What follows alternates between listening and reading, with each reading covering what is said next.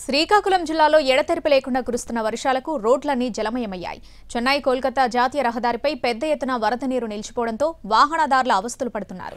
వరద నీటిని బయటకు పంపేందుకు అధికారులు ప్రయత్నిస్తున్నారు. ఇక మరిన్ని వివరాలు మా ప్రతినిధి బిఎస్ నాయుడు అందిస్తారు. రహదారి పైన ఉన్నాము. ఇక్కడ మనం చూడొచ్చు మోకాళ్ళ లోతు వరకు నీరు వచ్చినటువంటి పరిస్థితి. ఎడతెరిపి లేకుండా కురుస్తున్నటువంటి వర్షాల కారణంగా పెద్ద ఎత్తున జాతీయ రహదారి పైన నీరు నిలిచిపోయినటువంటి పరిస్థితి. ఈ నేపథ్యంలో వాహనాలు కూడా వెళ్ళలేనటువంటి పరిస్థితి.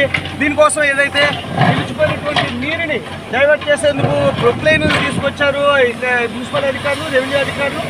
దాని నుంచి ఏదైతే రోడ్ని కట్ చేసి ఇక్కడ నుంచి బయటకు పంపే ప్రయత్నం చేస్తారు. మరోవైపు వాహనాలు ఏవైతే ఉన్నాయో అన్నీ కూడా నిలిచిపోయినటువంటి వాహనాలన్నీ కూడా క్రమబద్ధీకరిస్తున్నారు. ట్రాఫిక్ పెద్ద ఎత్తున నిలిచిపోయినటువంటి పరిస్థితి కనిపిస్తుంది. ముఖ్యంగా గత అర్ధరాత్రి నుంచి కూడా ఎక్కడ కూడా ఎడతెరిపి లేకుండా పెద్ద ఎత్తున వర్షం అయితే కురుస్తున్నటువంటి పరిస్థితి. ప్రతిసారి కూడా ఇదే పరిస్థితి.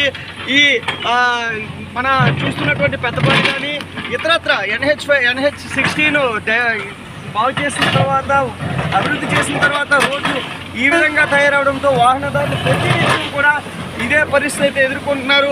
ముఖ్యంగా పెద్ద ఎత్తున ఈ వర్షం పడిందే అంటే చాలు మొత్తం ఈ జాతీయ రహదారులు కానీ పెద్దపాడికి సంబంధించినటువంటి కాలనీల్లో కూడా పెద్ద ఎత్తున వాటర్ వెళ్ళిపోతున్నటువంటి పరిస్థితి. ఈ నేపథ్యంలో ఎన్నోసార్లు ఫిర్యాదులు చేసినా కూడా పట్టించుకోవడం లేదని చెప్పి ఇటు పెద్దపాడి వాసులు కానీ శ్రీకాకుళం జిల్లాకు సంబంధించినటువంటి పరిసర ప్రాంతాల వాసులు చెప్తున్నారు.